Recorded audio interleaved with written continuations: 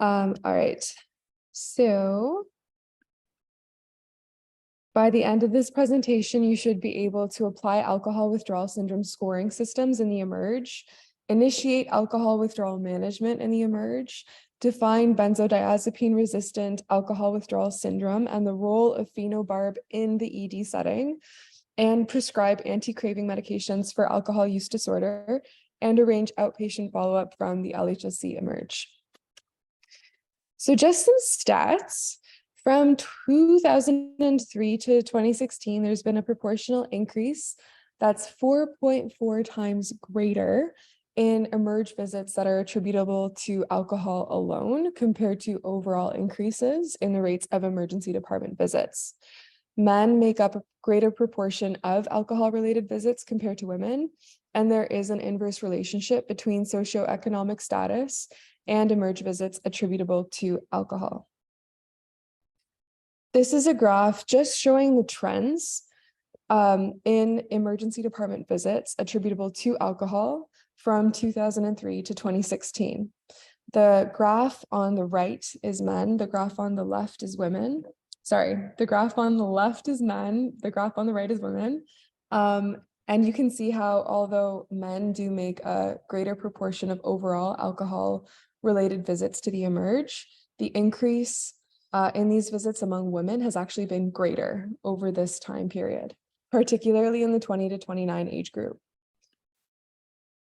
Some stats. So worldwide, alcohol is directly attributable to 5.8% of deaths in men and 0.6% of deaths in women.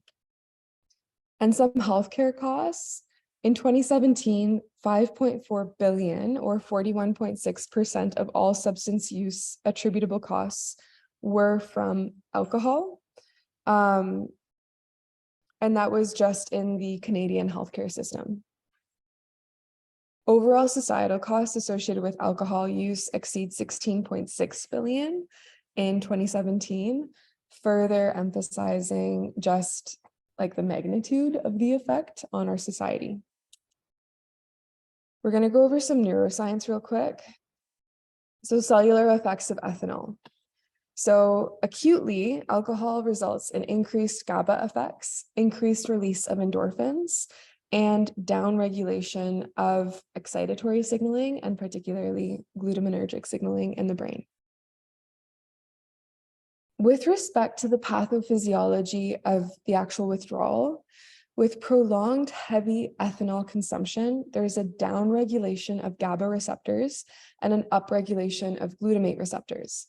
This dysregulation of inhibitory and excitatory activity leads to the symptoms seen in alcohol withdrawal.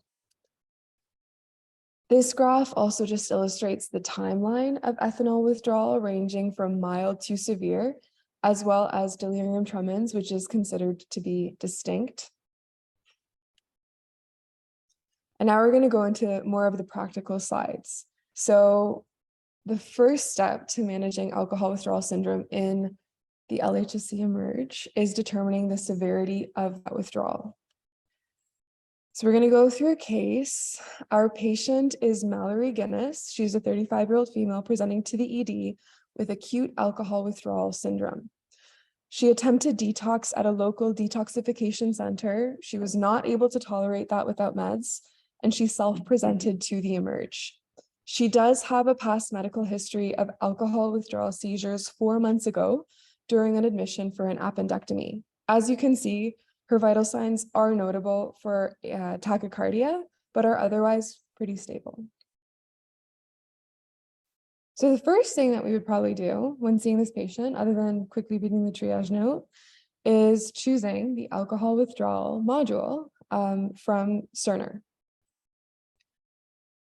The first part of this protocol includes actually categorizing the severity of that withdrawal. Amongst all of the alcohol withdrawal symptoms that somebody may have, there are certain ones that are more associated with poor outcomes and more correlated to the overall kind of like severity of that withdrawal. This is very much demonstrated and kind of captured in the CWA protocol. So the original Clinical Institute Withdrawal Scale was created by Shaw and al. In 1981 in order to facilitate ease of assessment of alcohol withdrawal syndrome and assess the response to medication used to treat alcohol withdrawal syndrome. The pictures that I included on the slide have a purpose of demonstrating how long ago that was that the original CWA protocol was actually created. The initial validation of the CWA and the CWA alcohol revised was actually conducted by comparing the CWA alcohol revised scores recorded by nurses, physicians who were trained on the score and who received the same training in the same institution, with the gold standard being the clinical gestalt of a physician experienced in the assessment of alcohol withdrawal syndrome. This gentleman right here is representing the expert physician from back in the day. The CWA alcohol revised score was developed and initially tested in a psychiatric facility rather than an emergency department that was affiliated with the University of Toronto and involved patients who were initially referred to or presented to the Emerge and had received medical clearance, which I think is key. And the inter-rater reliability was also gauged in a single center by comparing the scores of clinicians who had all received the same training in the same time. This is a table from the CWA-AR study from 1989 that just indicates the correlation of the individual items with the overall CWA score. So the original CWA had more items than the CWA alcohol revised, and those items that had the greatest correlation were the ones that were kept in order to make it more efficient. So this is just kind of like, I guess, emphasizing how long the actual CWA alcohol revised score is that our nurses and care partners have to actually go through every single time they complete the score in the Emerge. So these are just the first 5 factors. These are the next 3. And these are the last 2. And as can be seen on this slide, it's most evident, perhaps in the auditory disturbances section of the score, that there's a lot of subjectivity involved in determining the actual overall CWA alcohol revised score. Determining the difference between moderately severe and extremely severe hallucinations is highly dependent on the user. So back to the case of Mallory Guinness, her CWA was 21. It was completed by the book the first time, and it took 5 minutes for that nurse to complete that CWA. As a result, the patient in the room next door was screaming for 5 extra minutes, just to put that into context. So there's some additional challenges of the CWA alcohol revised. It's highly subjective. There is actually variable inter-rater reliability when it's applied in a real clinical setting, particularly in emergency departments. It's also time intensive, like I mentioned. The average duration that it took to actually complete it by the book is 5 minutes, and it requires a great deal of cooperation from the patient.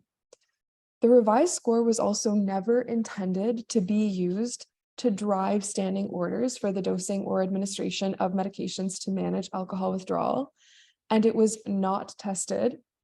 Unfortunately, no scores are in cases of polysubstance use or withdrawal, which many of our patients have. So there's some alternatives to the CWA that we may actually be able to implement in the emergency department quite effectively. One of these is the SHOT. It is a short scale for measuring pre-treatment severity of alcohol withdrawal, and it actually was studied in the ED, unlike the original CWA protocols. So the SHOT has 4 of the 10 items in the CWA. These are sweating, hallucinations, orientations, and tremors. The 4 items that were not included include anxiety, headache, nausea, and agitation. Dr. Gray and her team looked at the relative weighting of 28 items on 18 different alcohol withdrawal syndrome scales that were created between 1980 and 2010. The items that had the greatest weight compared to like the overall score were sweating, tremor, restlessness, hallucinations, and anxiety. 4 of these 5 items that had the greatest rate were actually included in the shot, kind of like further, I guess,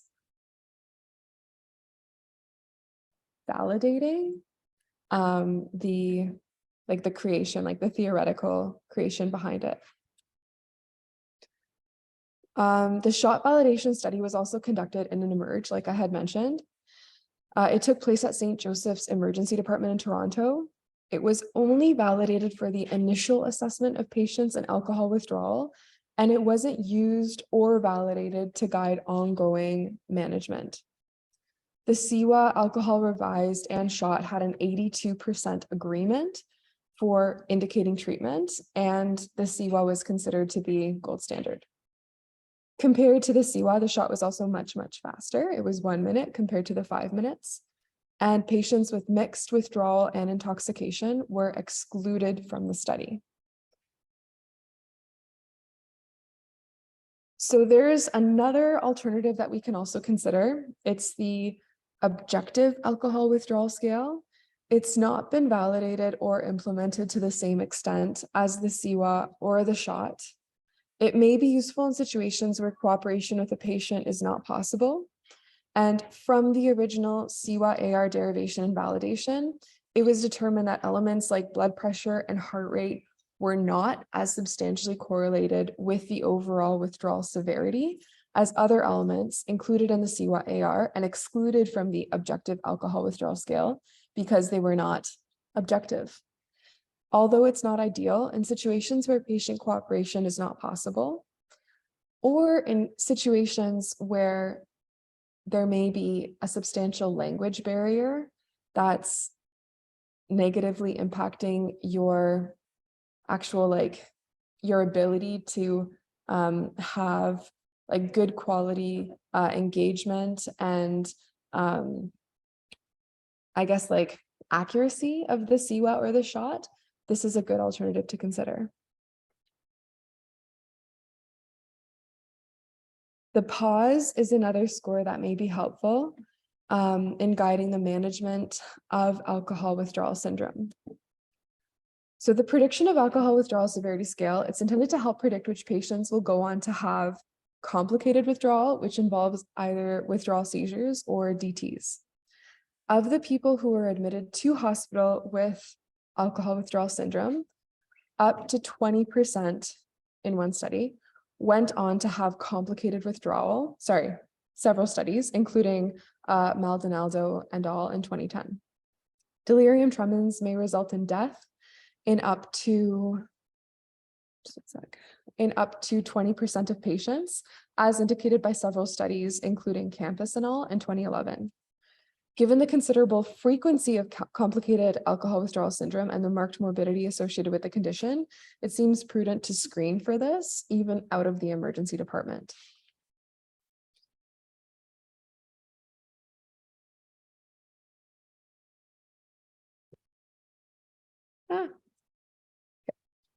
So the pause was validated by enrolling all patients who were admitted to internal medicine and general surgery wards involved in this study over a 12-month period. The pause and the CWA, as well as a general clinical evaluation, were conducted every single day to assess for the severity of alcohol withdrawal. The pause was found to have a sensitivity of detecting complicated withdrawal of 93%, which sounds great, and specificity of 99.5%, which again, sounds wonderful. A pause cutoff score of 4 was used. And then just looking back at the previous, so as you can see, there's a lot of points. Total score of 4 would constitute risk for complicated withdrawal. And Some of the people who were exempt from this study included those who were too sick or otherwise unable to partake in scoring. But interestingly, going through the methods section, despite complicated withdrawal being initially defined as associated with seizures or DTs, it seems that complicated withdrawal was also defined in this study, but only in the methods section, as associated with a CWAS score of greater than or equal to 15, which is not even considered severe in our LHSC protocol and pretty much all other CWA protocols. And it was also defined as any withdrawal necessitating the use of benzos or barbiturates. So despite the fact that this pause score was found to be 93% sensitive and 99.5% specific, the original definition of what it meant to have complicated withdrawal is not what they were looking for in this study. So it's kind of misleading. So perhaps it's not as useful as it was intended to actually be or represented to be in the study. Okay, so of the 403 patients who were in the study, only 29 of them actually had a positive 4 or greater pause score. And this table kind of indicates the positive cases in which the specified items are positive. And it's also important to note that the clinical population that it was used in was anybody who is admitted to the general surgery or internal medicine wards, anybody, irrespective of whether or not they were actually in any degree of withdrawal at the time of admission. Okay, so back to categorizing withdrawal. So as per the original paper by Dr. Sullivan, mild withdrawal was defined by a score of less than 10, not likely to require medication. Moderate withdrawal was defined by a score of 10 to 20, requiring physician judgment regarding the use of pharmacological treatment. And severe withdrawal was defined by a score of greater than 20, likely requiring pharmacological treatment. So our protocol here indicates absent, minimal, mild, moderate, and severe withdrawal. However, the actual, protocol with respect to the dosing of diazepam and lorazepam does not follow the original suggestions by Sullivan et al., but instead follows more updated protocols that have been validated in many other studies. So treating it. So back to the case of Mallory Guinness, her CWA was 21. She requires treatment with benzodiazepines as indicated in our protocol. As you can see here, she would require either lorazepam 2 milligrams, Q1 hour PRN, or diazepam 10 milligrams, Q1 hour PRN. So this study, despite symptom-triggered dosing protocols being generally recommended over fixed schedule protocols, there is actually limited evidence for this. Issues may also arise with concomitant opioid withdrawal, resulting in over-medication in patients who have symptoms that are not actually attributable to their alcohol withdrawal, but rather to something like opioid withdrawal. Issues may also arise with patients who are at high risk for complicated withdrawal, who have a high degree of benzodiazepine resistance, in whom fixed large doses of benzodiazepine may be more effective upfront. As you can see here, a lot of the studies that compared fixed dose versus symptom triggered were actually conducted in low-risk patients in detoxification centers. So a bit of a different population than that we see in the eMERGE. So to load or not to load. So if they have high risk alcohol withdrawal syndrome or delirium tremens, the expert recommendation is to load benzodiazepines every 2 hours up front for 3 doses and then reevaluate.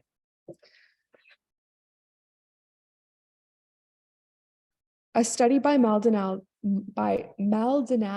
et al. Directly compared loading protocols to symptom-triggered protocols. This study found no significant difference between the two protocols. However, this may have been due to the relatively low risk of complicated withdrawal among the patient population studied.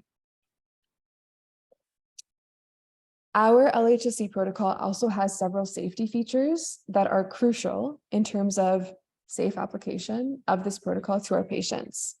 If the CWA is greater than 20, if there's a change in score greater than 10, or if you're intending to medicate for a score less than 10, you have to alert the physician.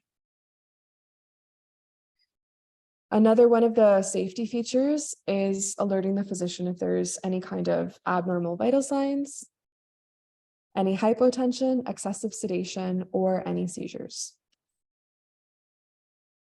There's some additional clinical conundrums for the management of alcohol withdrawal syndrome. These include which benzo is best and benzos versus barbiturates. So of the various regimens that were included in this review, all of the ones indicated above were effective at reducing the incidence of alcohol withdrawal seizures, but the only one that was actually effective at reducing the incidence of delirium tremens was fixed dose diazepam. Of note, many of the studies included were not conducted in emergency departments, and only 5 studies actually included phenobarb or barbiturates. Compared to benzos, though, anticonvulsants were associated with increased risk of DTs and adverse effects.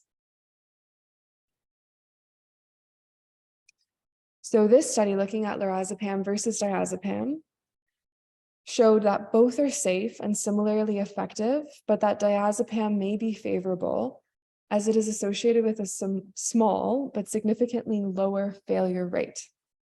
Compared to lorazepam, it also has a much longer half-life, which is more relevant in the emergency department when frequent redosing is not ideal.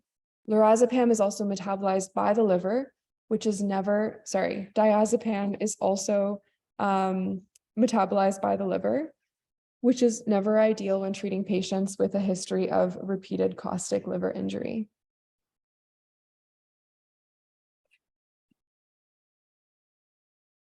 And so this is kind of like a summary slide of lorazepam versus diazepam. Lorazepam has no active metabolites. It's safest for patients with known liver disease. And it's also the benzodiazepine that's indicated in the management of AWS in old people. Diazepam does have active metabolites that create a steadier pharmacological effect, but may be problematic in people who are at higher risk of respiratory depression. And it is not advised in elderly people or in people with known liver dysfunction.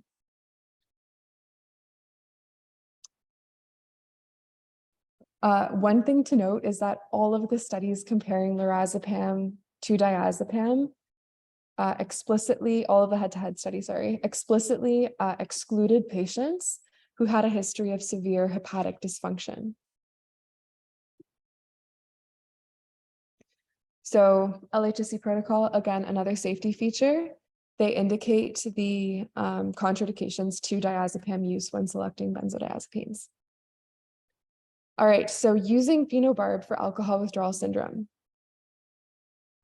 So this is just some physiology. So whereas both phenobarb and barbiturates and benzos directively reinforce or have synergistic effects with respect to GABAergic signaling in the brain, phenobarb also has direct negative effects on excitatory signaling and may be helpful in cases where people don't have as many GABA receptors left because they have chronic alcohol use disorder and they've downregulated their GABA receptors such that large doses of benzos are ineffective in terms of addressing their withdrawal symptoms.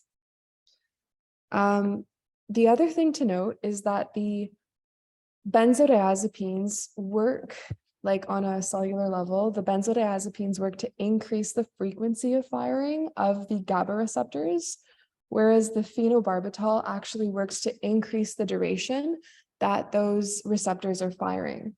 So together they have more of a synergistic effect and they can actually build on one another.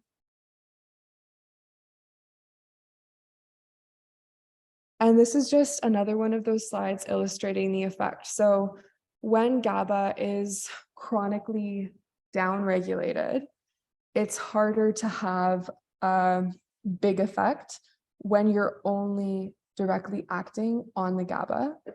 And it's more effective to actually directly antagonize the glutamatergic effect.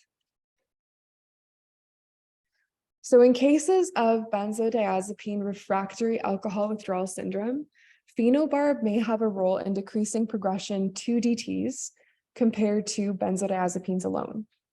The patients in the phenobarbital arm of the study were generally at higher risk of complicated alcohol withdrawal syndrome, and yet had similar outcomes as the patients in the benzodiazepine arm of the study.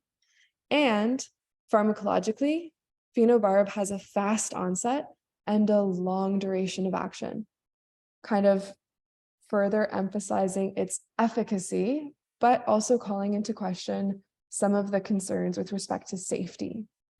If somebody is at increased risk of adverse effects of phenobarb, such as respiratory depression, then you should be aware that phenobarb lasts an awfully long time. So back to Mallory Guinness, CWA continues to be greater than 20 for 4 consecutive hours despite treatment with diazepam. No other medications or withdrawal is on board, and there is a concern for benzodiazepine-resistant AWS. A recent cross-sectional study from 2020 that was published in CGEM actually indicated that there is not a single unifying agreed-upon definition of benzodiazepine-resistant withdrawal. So we generally refer to anything that's resistant to high doses of benzodiazepines, including 40 milligrams or more of diazepam per hour, as being benzodiazepine resistant withdrawal. So the phenobarbital protocol. So this study by Rosenson and al. In 2013, it used a phenobarb protocol that continues to be very popular and implemented in clinical settings, including in Canada. So unfortunately, this study did have several limitations that were actually outlined in a review by Dr. Riggin from here.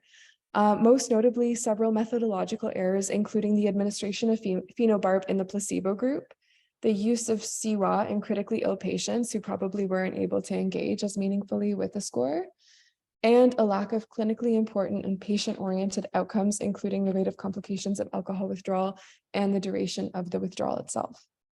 Having said this phenobarb protocol is still very popular and still continues to be used and is almost the unofficial standard when it comes to phenobarb treatment of high-risk AWS.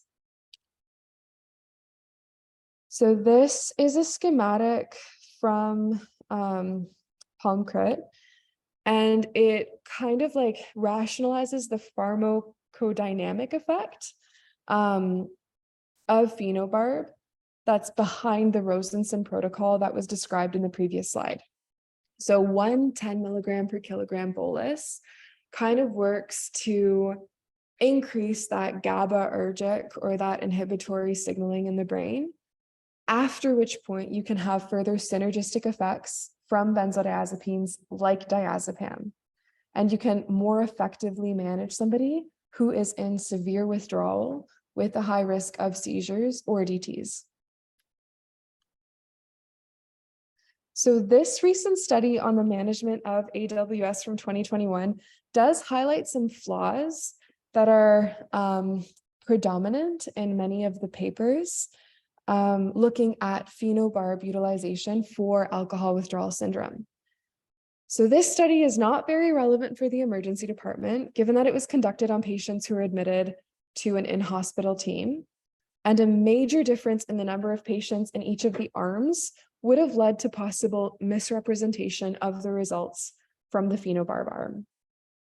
The average initial CWA score for the lorazepam and phenobarb groups was also 9 and 11, respectively, and the average max score was 16 for both groups.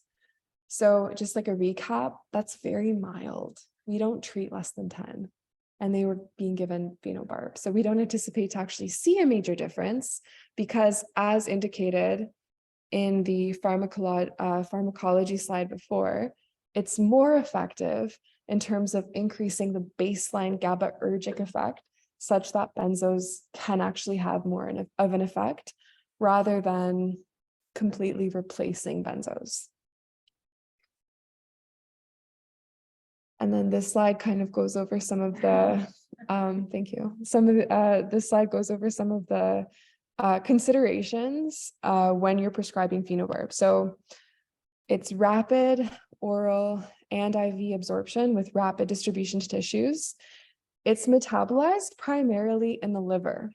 And if we're using it for people who are at high risk of DTs and high risk of seizures, they probably have been using alcohol for a while, and their livers might not be functioning all that well.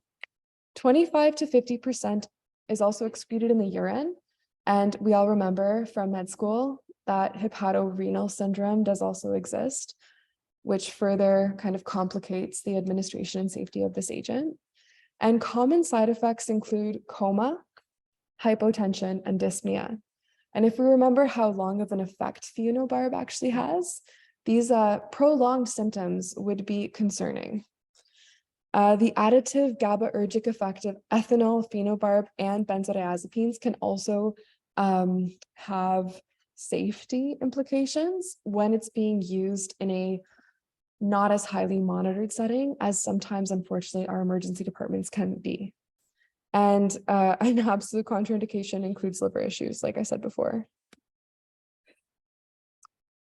So Nisovic and al. Actually created this phenobarb protocol that I think makes a lot of sense and actually implements some safety features that the original Rosenson protocol does not. So this phenobarb protocol balances the risk of sedation and respiratory compromise with the risk of complicated alcohol withdrawal, and may be an approach to consider in developing an algorithm to phenobarb administration in the emerge. As can be seen, I know the numbers are pretty small.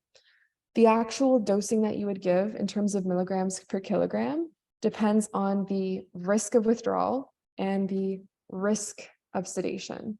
So if the risk of sedation is really high, the risk of withdrawal is pretty low, you don't give it, or you give far, far, far less of it.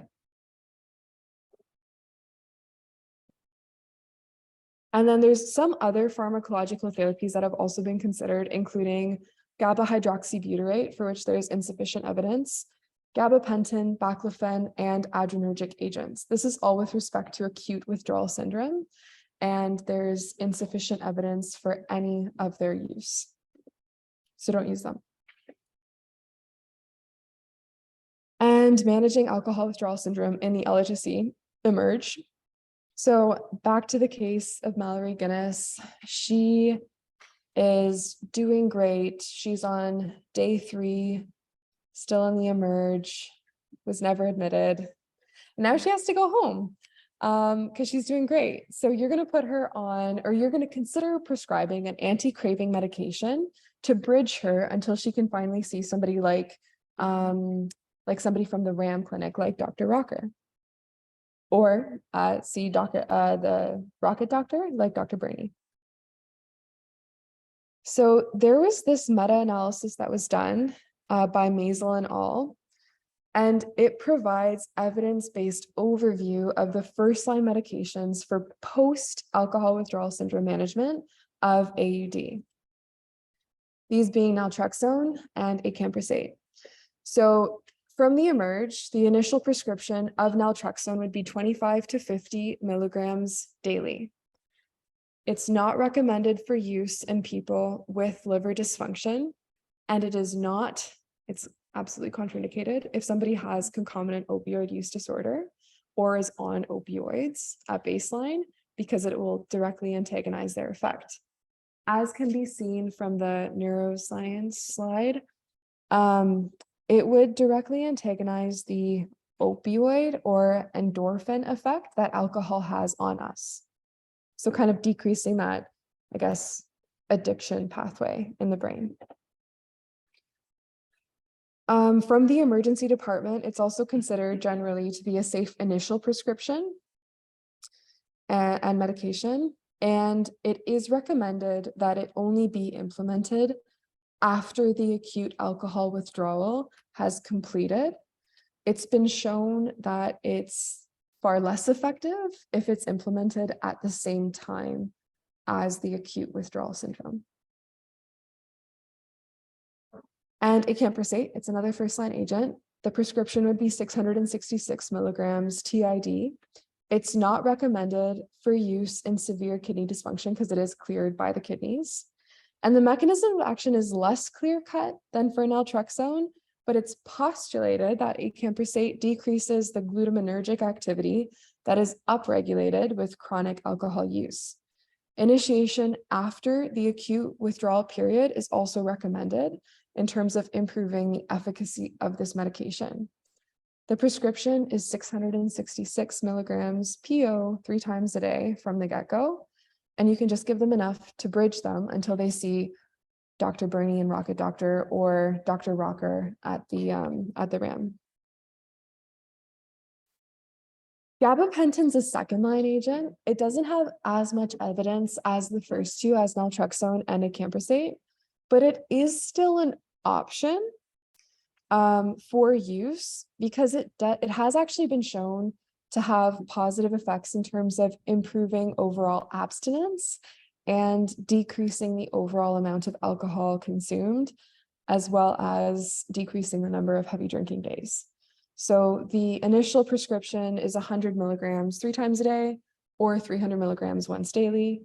You do need to dose adjust in renal disease, and there are significant drug-drug interactions that you have to be aware of when prescribing this medication. Don't use disulfiram. Just don't use it. But I guess like if we're going to go back to the the pharmacodynamics, the actual like pathway of it, 40% of Asian people have an inactive ALDH2 mutation that results in much higher acetaldehyde levels after drinking than normal. So this guy doesn't work. And it's the same enzyme that's actually inhibited by disulfiram. So it causes like the same sort of effect. It makes you feel ill. And interestingly, they have actually found that having that inactive ALDH2 mutation decreases your risk of developing alcohol use disorder at baseline, which is kind of interesting. But still, don't prescribe it. Don't prescribe it. It's not a good idea. Okay. And then there's some local resources. So as we talked about, Rocket Doctor, the RAM Clinic, Addiction Services of Thames Valley, CMHA has some stabilization spaces that are available. They don't have a lot of them, and they can only, patients who go there can only actually stay for 3 days. So it's something, but unfortunately it's often not enough. The Center of Hope is also a detoxification center where patients would bring their own medications. So if you have somebody who is super, super reliable, who's undergoing relatively mild withdrawal, who has no history of alcohol withdrawal seizures, sending them with a prescription, a short prescription for a short course of benzos that they're able to actually give themselves while they're undergoing observed, monitored withdrawal at the Center of Hope may be an option, particularly when emergency department resources are super scarce. The London Intercommunity Health Center is also a great place to refer people to. They have a multitude of services that address not only alcohol use disorder, but also a lot of resources for people who are vulnerable at their baseline. I've recently encountered quite a few patients who recently moved to London, were not aware of the London Intercommunity Health Center, and were very happy to find out that a place like that exists. That's the end. These are my references and photos. And again, I'd like to thank everybody who helped me with this presentation, including Dr. Burney, Dr. Rocker, and Dr. Morden.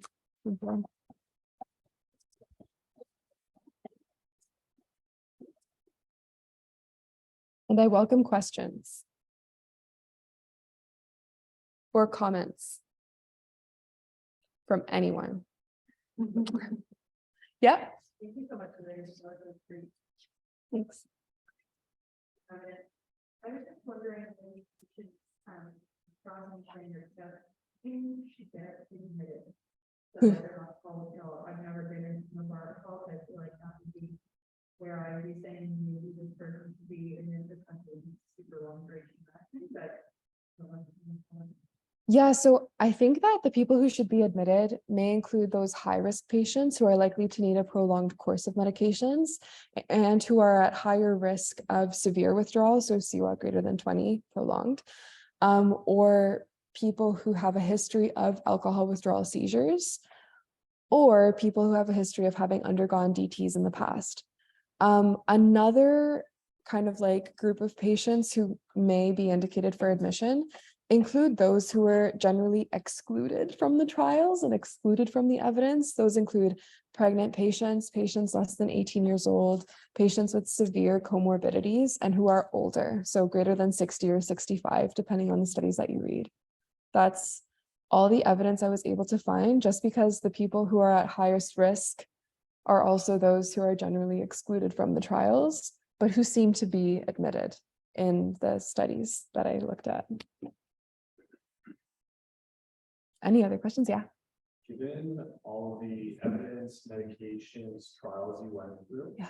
how is it going to be changing how you practice and how you use these medications given the risk?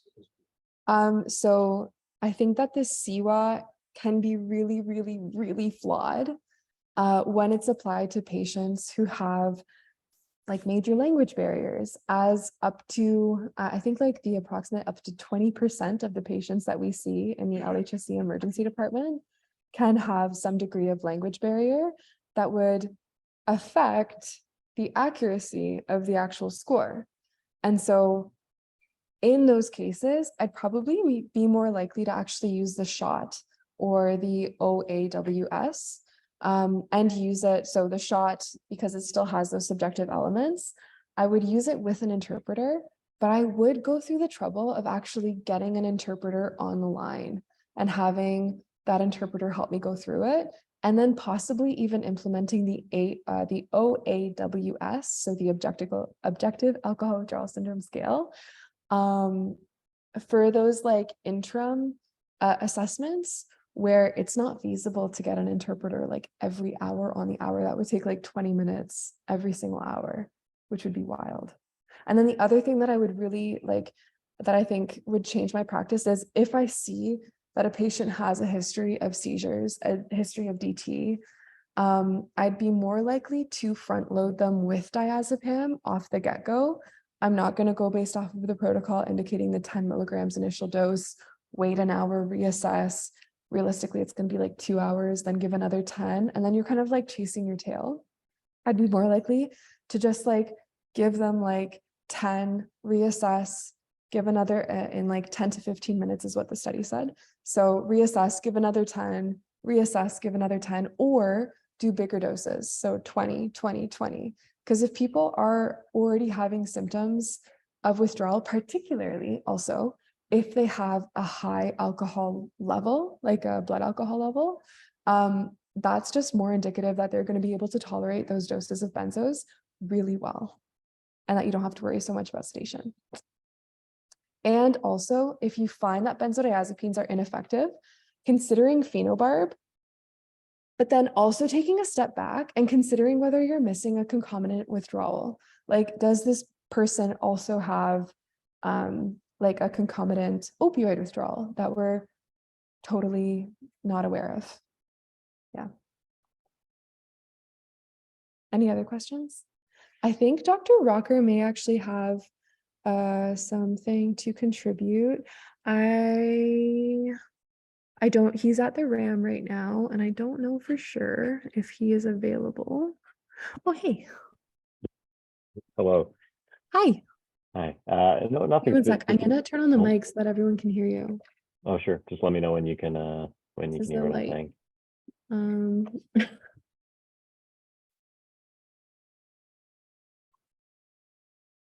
is there any way to increase the, Can you hear me now? no?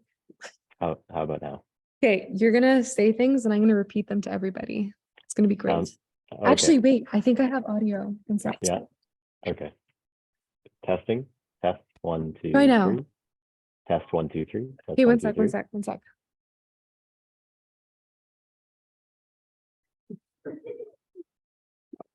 No. Test 1, 2, 3. Test 1, 2, 3. Okay. Volume. Can you say something? Okay, Hello. just kidding. I'm gonna just repeat it. Yeah, I just keep it short, but in short, yeah, great presentation. Thanks so much. And just to say hello to the Emerge community at LHSC. Dr. Rocker, addictions consultant, now working with Sharon Koivu Monday to Friday, 9 to 5 in the hospital setting. I'm happy to be consulted on patients. We haven't done as much work in the acute care setting, usually just related to resource issues. There's only one of us traditionally on the service, so we haven't been able to provide that much support for the Emerge. But certainly happy to be consulted on specific cases going forward. And yeah, it's just I think keeping in mind that your time is precious too, and so as Delia said, things like thinking ahead about that patient who's coming in with a query history of complicated withdrawal. Ideally, if there's no contraindications, preloading them with something like diazepam. And I know it's not institutional practice here at LHSC, but maybe we should be considering the addition of phenobarb and just working together on pathways for streamlining that. Is this something that is available from the pharmacy? How quickly can we get it from the pharmacy? Should it already be pre-stocked in the Emerge? So just moving forward on those kind of discussions, I think would be very important. But yeah, great presentation. Thank you so much. That's great. Thanks, Adam. Just from a business standpoint, to be honest.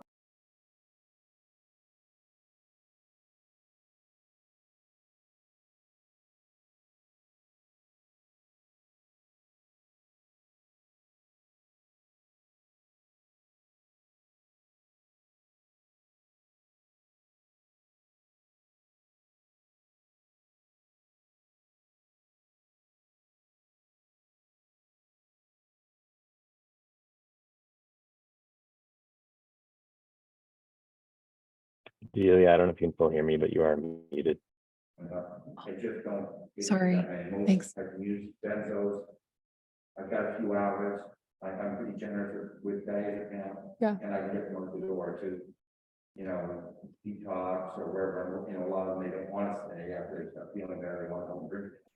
So I don't know, it's, because I know, in CME, listen to EMRAP or EMAX and listen to those guys talk about America and Australia, where it seems like it's crazy and they have to ram a day.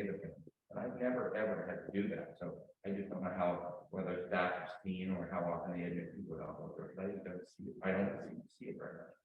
You see mild, but not certainly severe. If I ever stop in the middle of it, alcohol. I saw it in CCTC. I saw it in CCTC, yes. I just, like I said, I just can't get on top of it.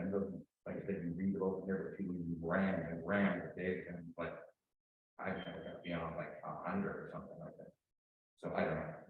Yeah, maybe if they're older or comorbidities, that sort of thing, but they're sick already, so that the alcohol withdrawal adds to what they already have, those perhaps, but not young people usually or otherwise healthy. I agree. I do see the violence, but I've seen a lot more, people in their 30s and who are clearly dying of alcohol abuse. I don't remember seeing 20 years ago. Like I've had a couple of 30-year-old women, 30 men that are shit. I to hear one of them, I admitted they died like later, but they weren't withdrawal. They were alcohol abuse. Like at 30 or mid 30s. Anyways, thanks for your presentation. Yeah, thank you. I also saw it of note. I also saw it in Peds Emerge twice last month, and both of those patients got admitted because I wasn't going to send them to a detox bed. But yeah, they're so that was also kind of like interesting to see how the demographics are also unfortunately changing and becoming even younger. I don't think it's different from detox, but the detox center is not medically monitored. Yeah. You can only get your medications, I think it's 3 or 4 specific times a day. So giving someone like a tiny dose that then like, oh, you can use 3 doses in an hour if you're still symptomatic, isn't going to apply to them. We actually let them access their medication 3 times a day. And it's just a sub-4 in Salvation Army. So if you have someone who lives in a home and has family members and friends who could be with them, that's a much more ideal setting than sending them to detox, which I refer you to think, oh, detox, that sounds like a nice medically supervised, lovely place.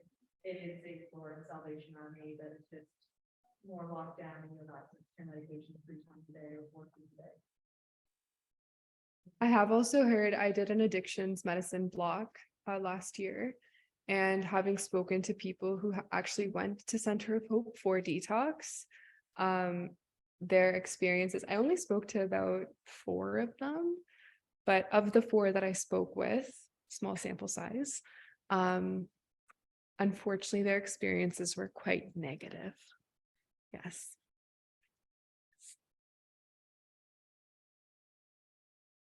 And that is, I don't know how keen I'd be about piling in a bunch of peanut butter, first, side effects of coma, hypertension, Yeah. stop breathing, something, I don't think I'd be able to pick up. Yeah. First. it might be helpful in settings if you ever do see it in the emerge and they're not whisked up to CCTC in time, in those settings of seizures that are resistant to benzos and to high doses of benzos, then intubating them, sure, and starting a phenobarb drip down in the emerge might be prudent. I don't know. Hey, Delia, it's Chris Burney here. I was wondering if I could just make a quick comment. Hi, yeah, go for it. So just for people to be aware with Rocket Doctor in terms of follow-up, we do have a 24/7 on-call physician team for follow-up of acute alcohol withdrawal and other acute alcohol withdrawal syndromes. So, in terms of a patient that you think is dischargeable, but you would like them to, have a quick check-in the day after, like we pay physicians to be on call exactly for that kind of service. So just keep that in mind as an option as well, our 24/7 on call service with Rocket Doctor. Thank you.